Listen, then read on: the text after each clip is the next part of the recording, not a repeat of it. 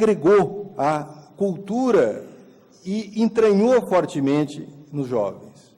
Se perguntarmos para um empresário que cite 10 problemas, ele citará impostos, ele citará uma série de fatores, talvez se esqueça de citar a inflação, e talvez cite até que a moeda está forte demais e não fraca. Mas tente enfraquecer a moeda e tente gerar processos hiperinflacionários e você sentirá o vigor da oposição, porque é algo que se entranhou. Educação terá o mesmo valor ou maior, só que precisa entranhar de vez. É preciso que você tenha uma geração bem educada para que ela eduque as demais. Muitas vezes nós nos cobramos comparações com a Coreia, porque queremos que a nossa educação tenha o mesmo vigor da Coreia. E é bom que seja, é bom que queiramos, mas nossas mães não são coreanas. Nós temos as melhores mães do Brasil, que são as mães do Brasil, e não são coreanas. Para elas, que na sua imensa maioria se quer completar a educação fundamental, pedir que elas cooperem, e elas cooperam no processo educacional, é entender que há limites. Nós temos que ter, durante uma geração, ou uma década e meia, um investimento absolutamente diferenciado para termos e constituirmos uma nova geração que totalmente educada, ou quase totalmente educada, faça o papel de educar as demais.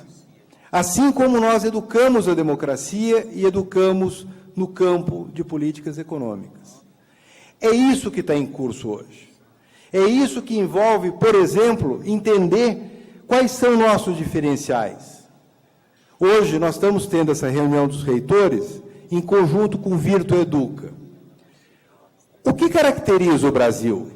Nós falamos dos BRICS, que seriam Brasil, Rússia, Índia e China. O que fazemos, se é que fazemos algo melhor que Índia, China e Rússia? Não sei. Alguns indicadores nós temos. Ontem, para quem viu as imagens da votação na França, viu que as pessoas, ao votar, carimbavam, passavam por um processo, iam para algo antiquado e depositavam numa urna, felizmente transparente, num processo absolutamente demorado, que até agora não sabemos se o Partido Socialista terá 230 ou 231 cadeiras. O processo eleitoral do Brasil é incrivelmente superior. Alguns diriam que é porque desenvolvemos um bom software, que são as urnas eletrônicas. Eu prefiro dizer que é porque nós desenvolvemos um povo com uma vontade de utilizar a tecnologia incomum, superior a vários outros povos. Nós utilizamos cartões eletrônicos, e quando falamos nós, estamos falando as populações mais humildes, com uma facilidade absolutamente surpreendente. O presidente da Intel nos fez a pergunta que nós não soubemos responder recentemente, aqui em São Paulo. Como vocês fazem para que 97,5% da população declare imposto de renda à pessoa física pela internet? A própria França, esse número não chega a 20%. Os Estados Unidos não passaram de metade, dando incentivo para quem declarar pela rede. Somos definitivamente um povo que, pela sua musicalidade, pela sua tolerância, pela sua heterogeneidade, pela sua composição étnica, pelo seu caldo cultural, tem um desejo, uma avidez enorme por incorporar tecnologia no seu dia a dia. Fazemos pouco, comparativamente com o potencial que a população demonstra nos processos educacionais. Nossas aulas e nossos processos de ensino-aprendizagem estão ainda no seu início, mas é algo que pode ser explorado de uma forma fantástica. Vou dar um dado do ENAD, que vai ser anunciado esta semana, que após fazermos avaliações de 380 mil alunos, esses últimos 15 cursos que foram avaliados, pela primeira vez foi possível identificar as notas dos alunos dos cursos presenciais em número significativo estatisticamente e compará-los com os presenciais. Eu me lembro que quando todos aqui começaram a trabalhar, os que trabalham com a educação à distância, nós tínhamos uma meta. A meta era que os cursos da educação à distância fossem tão bons como os presenciais. Devo atestar que, pelos resultados do ENAD, examinando 13 cursos, estou falando de 380 mil alunos, onde, utilizando a totalidade dos dados amostrais para a educação à distância, não é verdadeiro que os alunos da educação à distância sejam tão bons como os presenciais. Os dados do ENAD mostram que eles são melhores. Em vários casos, muito melhores. A área que mais se opôs, não que não tenhamos pedagogos trabalhando em educação à distância, mas certamente a pedagogia foi a área que talvez mais tenha se oposto à adoção de tecnologias e à modalidade. Por ironia, a distância da nota final da média dos formandos de pedagogia chega quase a 10 pontos numa escala de 100. Isso impressiona.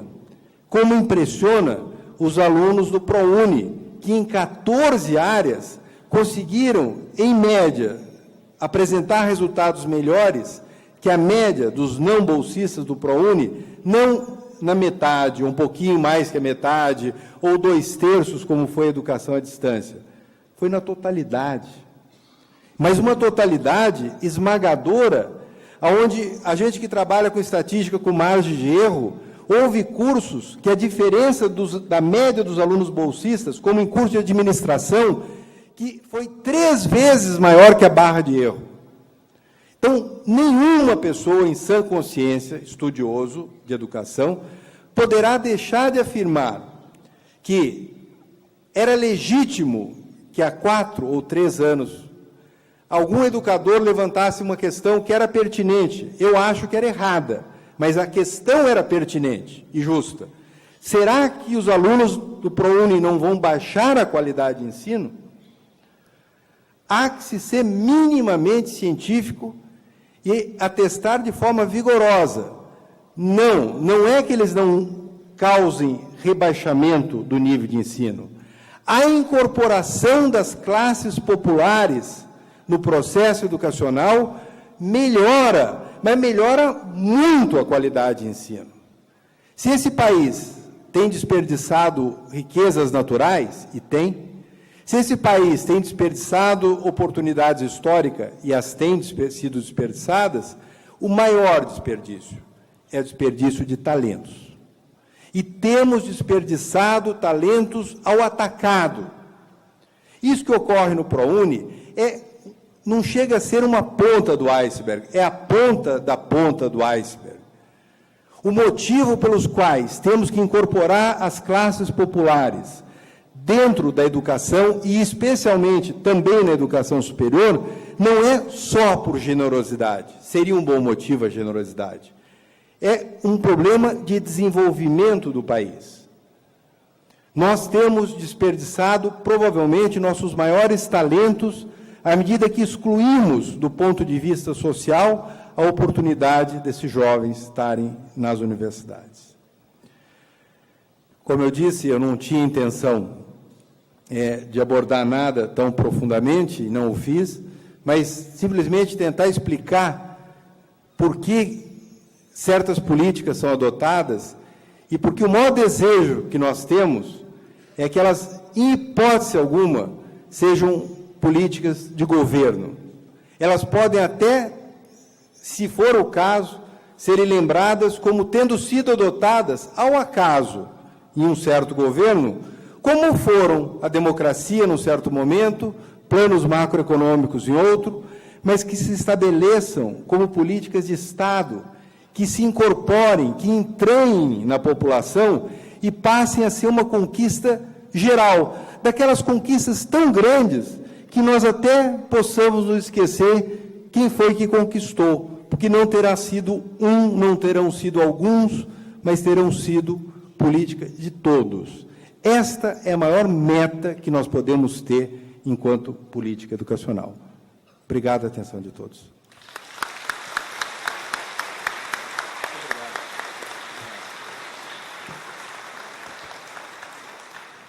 Queria agradecer ao nosso conferencista da abertura inicial, obviamente, do nosso encontro, que tratará de cooperações das universidades brasileiras Realidade e Futuro, mas também de cooperação internacional. Nesse caldo cultural que é o Brasil, a América Latina, a União Ibérica, que está aqui também representada, e também o Caribe, é uma honra muito grande receber do Ministério essa reflexão, que também deve ser fruto de discussão intensa dentro do Ministério, certamente foi pela questão do planejamento do PDE, o Plano de Desenvolvimento Econômico, de todos os artífices e artistas nesse cenário, e aqui temos outros atores, que certamente poderemos trabalhar de forma, com parceria, para ajudar o nosso país. E eu queria agradecer enormemente a presença do Dr. Ronaldo Mota, mas nessa diversidade, nesse caldo cultural, também chamar para que os nossos colegas conheçam o nosso primeiro vice-presidente, representando a categoria das universidades federais, o professor Timothy Rouland. Por favor, queria que tomasse assento aqui à mesa. Vai ser rápido, antes do intervalo. O professor Gilberto Gonçalves, o reitor da Universidade de Brasília, o professor Gilberto Gonçalves, reitor da Universidade de São Francisco, da Comunitária, o professor Jader Onofre, da Universidade Estadual do Ceará, por favor, tomar assento aqui ao nosso lado, por favor. E, como o nosso conferencista colocou, o professor Jader Onofre, esse caldo cultural também envolve, com a musicalidade, mas com a generosidade, a emoção e reconhecimento. Depois eu vou conversar mais um pouco em particular com o senhor, mas eu queria agradecer também àqueles que contribuíram para o clube. E queria, primeiramente, passar as mãos no nosso reitor Timothy, para que ele entregue ao nosso anfitrião, professor Batista Gargione, uma lembrança do nosso Conselho de Reitores. Professor Gargione, sua presença aqui faz necessário.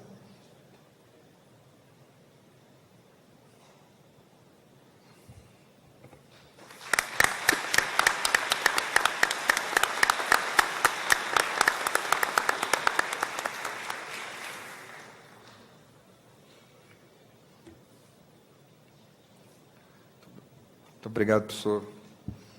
Ao professor Gilberto Gonçalves, eu convido para receber também a nossa homenagem a professora Mara Regina Roster, também uma colaboradora intensa do nosso Conselho de Reitores. Por favor.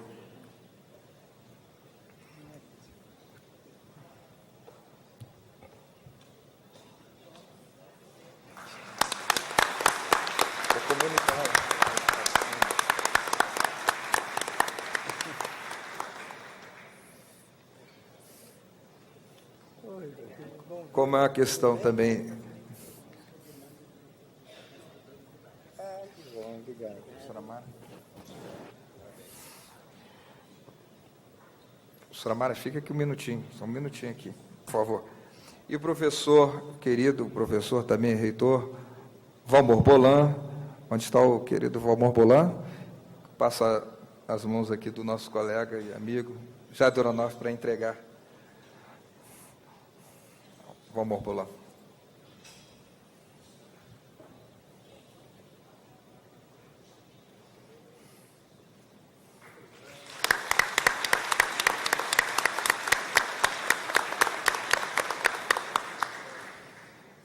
E, professora Mara, eu queria que a senhora falasse brevemente o nome dos lembrados aqui nesse exato momento. Por favor, o microfone, professora Mara. Fica aqui, presidente. Bom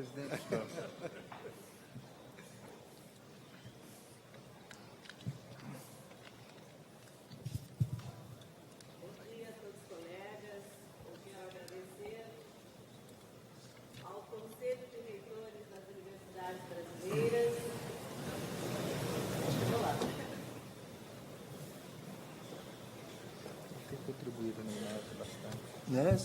Bom dia a todos os colegas reitores, magnífico reitor desta universidade que nos recebe, nosso secretário de Ensino Superior, já amigo de tantos anos.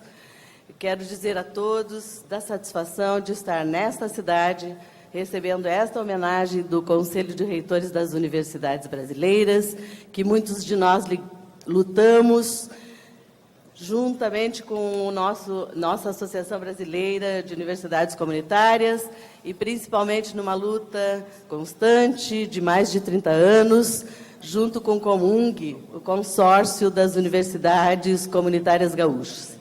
E estar aqui com os colegas todos que têm lutado para que o Brasil seja um país forte, onde o conhecimento, mas sobretudo também a solidariedade, a inovação e a responsabilidade têm um direito constante nas nossas vidas. Eu queria agradecer em nome dos homenageados e dizer que reinventar a própria vida é isso que nós, depois de recebermos essa homenagem, estaremos fazendo, uma vez que estamos afastados das nossas universidades que criamos. E estamos colaborando, neste momento, com o Ministério da Educação, no sentido da preparação, capacitando os avaliadores do banco, do Bases, porque nós estamos lutando pela qualidade do ensino superior. Muito obrigada por essa homenagem a todos nós, mas, sobretudo, dar aqui a importância devida ao papel que exercem os reitores na sociedade brasileira, desejando que cada vez mais o governo ouça-os e leve adiante as suas posturas de responsabilidade e de desejo que a universidade brasileira seja muito forte e muito solidária. Muito obrigada.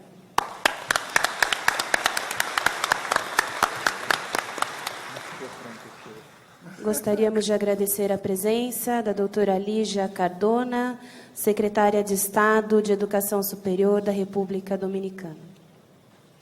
Gostaríamos de convidar os participantes da 77ª reunião plenária do CRUB para se dirigirem ao prédio do Parque Tecnológico, que fica aqui em frente, onde serão realizados os próximos trabalhos. Bom dia.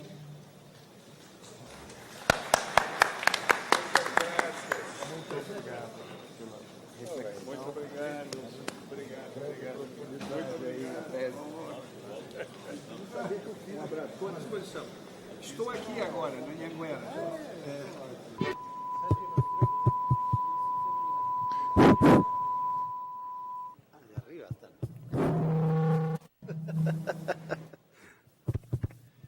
Bom, acho que agora temos o micrófono, assim que podemos começar essa sessão, esse bloco que tem como título Foro Multilateral Educación y Desarrollo Social en Iberoamérica, los objetivos del milenio. Bueno, entonces tenemos algunas personas aquí en la sala que no son muy numerosas, pero es también la presencia, tenemos que saludar la presencia de todas las personas que siguen esta sesión a través de un canal de televisión y de Internet. Entonces, saludamos todos los presentes y en particular me gustaría registrar la presencia de doña Ligia Amado Melo, secretaria de Estado de Educación Superior, de Ciencia y Tecnología de la República Dominicana, y también del Francisco Piñón, exsecretario general de la OEI, que está aquí en la sala con nosotros, y es un gran placer tenerle presente aquí en la sala y para participar de ese evento, porque él fue durante muchos años un actor muy importante de la cooperación multilateral y en particular en el área de la educación. Tenemos aquí en la mesa varios representantes, varias personalidades que van a tratar de esa cuestión, digamos, de los compromisos internacionales que de alguna forma se encuadran todos en los objetivos de milenio y en particular los que están más relacionados a la educación y al desarrollo social. Pero vamos a comenzar con una intervención del presidente del Parlamento Latinoamericano, el Parlatino, el senador Jorge Pizarro de Chile, que nos va a dar algunas palabras y después de su intervención vamos a asistir a la firma de un convenio entre Virtua Educa y el Parlatino. Senador Jorge Pizarro, por favor, la palabra es suya. Muchas gracias. Muy buenas tardes. Aprovecho de saludar a todos los colegas de la mesa. ¿No se escucha? Vamos a cambiar. ¿Ahora sí? Bueno, nuevamente muy buenas tardes. Un saludo a todos los colegas de la mesa. Y en primer lugar quiero agradecer en nombre del Parlamento Latinoamericano la invitación hecha por Virtual Educa a este evento, donde brevemente podremos presentar algunas de las actividades que como Parlamento a nivel de toda Latinoamérica desarrollamos para el fomento, la difusión, la promoción de la educación y la cultura. Yo quisiera en primer lugar resaltar la importancia que la educación tiene dentro de los objetivos que tiene el Parlamento Latinoamericano respecto al proceso de integración de cada uno de nuestros pueblos. Hace unos años, en una reunión parlamentaria entre Europa y América Latina, en un documento oficial, nosotros expresábamos, siguiendo las palabras de Pitágoras, que hace 2500 años decía que hay que educar a los niños para no tener que castigar a los adultos. Es una forma o una manifestación de voluntad muy antigua respecto a la importancia de la educación. Hoy, todos los liderazgos que existen en el mundo, desde los políticos hasta los liderazgos religiosos, los liderazgos culturales, morales, éticos, plantean la necesidad de desarrollar y priorizar la educación. Sin duda que la educación juega un papel fundamental en la realización de los seres humanos, de los individuos, de las personas y también en el desarrollo de las sociedades. Y hoy día, en el umbral de lo que se ha denominado la sociedad del conocimiento, la educación es tan básica o se considera tan básica como nuestras necesidades primarias, es decir, aquellas cuya satisfacción es indispensable para el mantenimiento de la vida. En la presentación del Plan de Educación para el Desarrollo y la Integración de América Latina, que es una iniciativa conjunta del Parlamento Latinoamericano y de la UNESCO, que será presentada en este evento, expresamos que las propuestas de dicho plan se basan, por una parte, en el reconocimiento prácticamente unánime de que fenómenos como la pobreza, el desempleo, la corrupción, la violencia, el atropello a los derechos humanos y el deterioro progresivo del medio ambiente, más allá de causas relacionadas con los factores socioeconómicos, tienen orígenes profundamente arraigados en una crisis generalizada de valores éticos y, por otra, en la convicción de que corresponde esencialmente a la educación la generación y transmisión de estos valores. En lo que se refiere al desarrollo y la integración de América Latina, es evidente que la viabilidad de estos procesos descansa en el hecho de que en la mente y el corazón de los ciudadanos exista no solo el deseo, sino también la predisposición para tal empresa. La progresiva construcción de estas actitudes y aptitudes es una labor que compete también y fundamentalmente a la educación.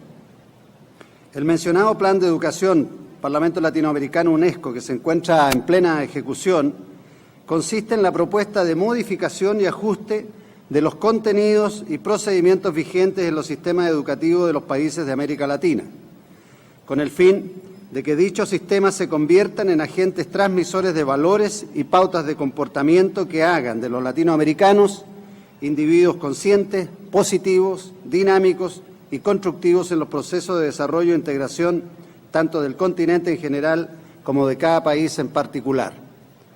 Dada la relación simbiótica y mutuamente condicionante entre educación y cultura, además del plan de educación, estamos promoviendo también con UNESCO el proyecto La factibilidad cultural en la planificación del desarrollo, conceptos, métodos y técnicas de evaluación cultural de planes, programas y proyectos, el cual propone que en la teoría y práctica de la planificación del desarrollo y la integración a la realización de los necesarios estudios de factibilidad financiera, económica, social, política o ambiental, se agregue como otro elemento fundamental e imprescindible el estudio de factibilidad cultural en todos los campos de las actividades humanas.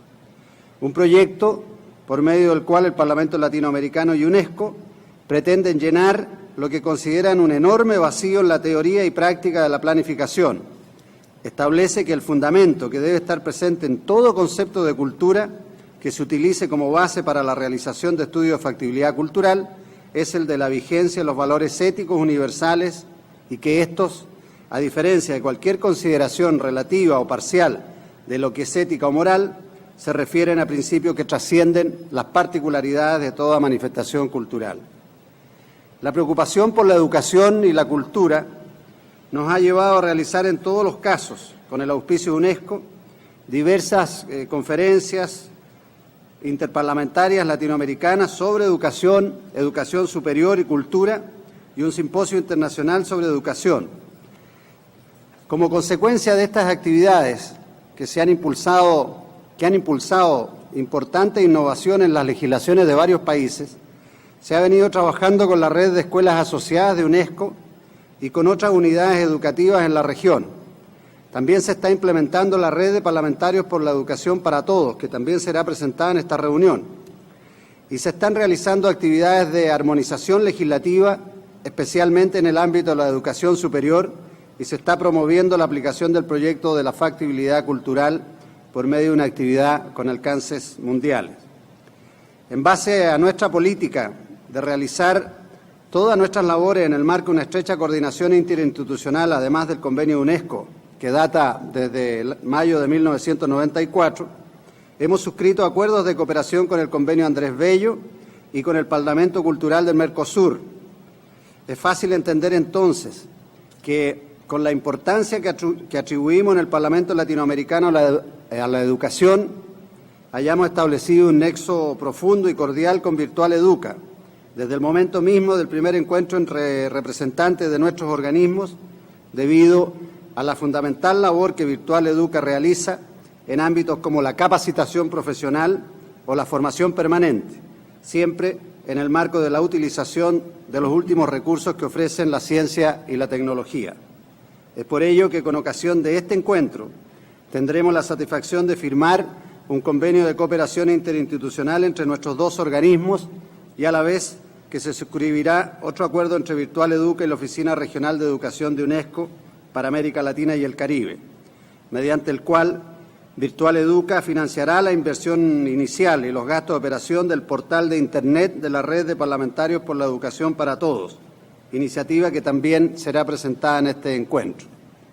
Concluyo no solo reiterando el agradecimiento a Virtual Educa por su invitación y a quienes han organizado este evento, sino que reiterando también la voluntad del Parlamento Latinoamericano para llevar adelante el convenio que hoy suscribimos, potenciando la fuerza y el impacto positivo de las actividades de ambas instituciones en pro de una educación de calidad y para todos, es decir, una educación al servicio y al desarrollo de nuestros pueblos. Muchas gracias, presidente.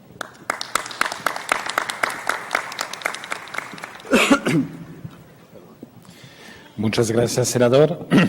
Ahora vamos a proceder a la firma del convenio del acuerdo de cooperación entre el Parlamento Latinoamericano y Virtual Educa. Tenemos el representante de Virtual Educa, José María Antón, que está firmando, y dentro de un momento el senador Jorge Pizarro Soto, presidente en nombre del Parlamento Latino, como presidente del Parlamento Latino, está firmando también ese documento de acercando Virtual Educa del Parlamento Latino.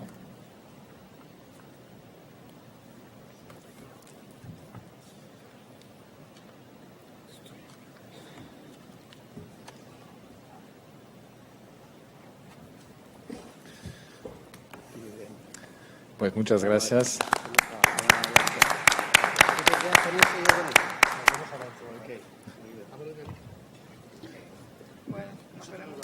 ¿Usted se va también? Me voy porque tengo que... No ha llegado al hotel. Ahora vamos a seguir esa secuencia, esa sesión con algunas palabras de la señora María Levens, que es directora del Departamento de Desarrollo Humano de la Organización de Estados Americanos. Miss Maria Levens, the floor is yours.